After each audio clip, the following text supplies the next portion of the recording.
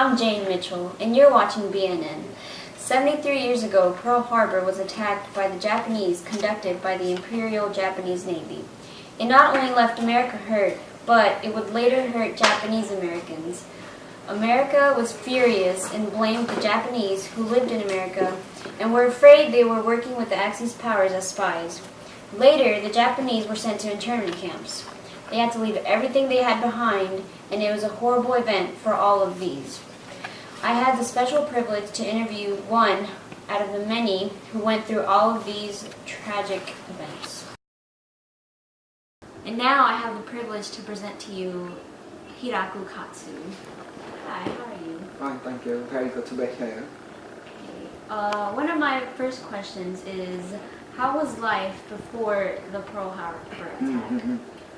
But life before Pearl Harbor was pretty alright, but I still live in an anti-Japanese state where racism was still existed, but slowly fading away. Ah, okay, I see. And now, what was your reaction to the Pearl Harbor attack itself?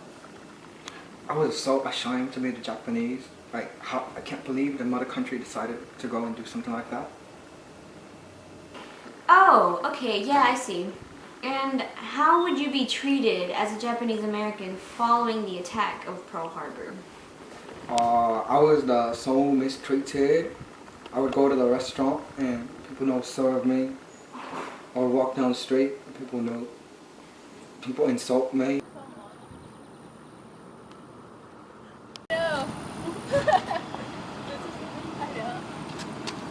Where you go, Japanese?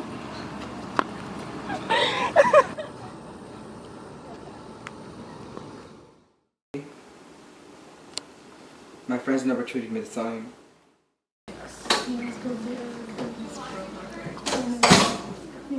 Can I sit here?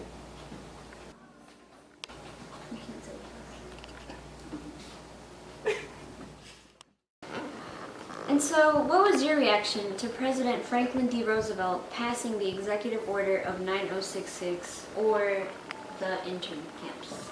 I was so shocked. I never thought the Americans would go as far as imprisoning my people. And so, what happened to all of your belongings?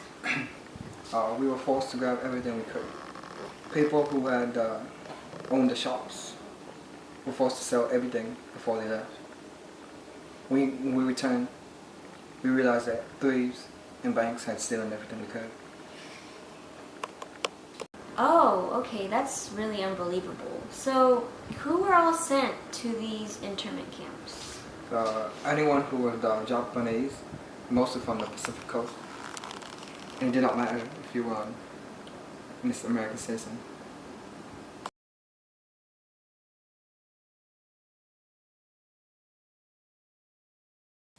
In the internment camps, the Japanese were treated terribly. The men were given the option to work, but were only paid $5 a day.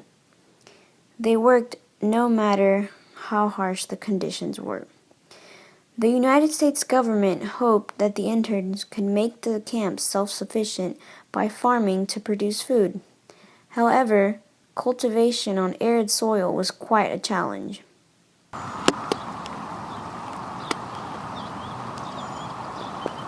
Stop! It's raining! Can we stop working? No, you dirty Jap. Get back to work.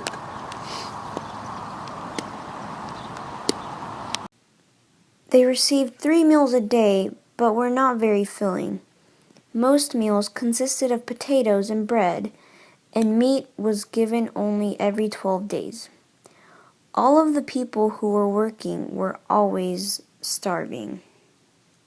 After the end of the war, the Japanese Americans that were at the internment camps were free to leave to whatever they had left. It was hard for many because they had lost most of their belongings, but it wasn't all that bad. In 1988, Congress attempted to apologize for the action by awarding each surviving intern $20,000.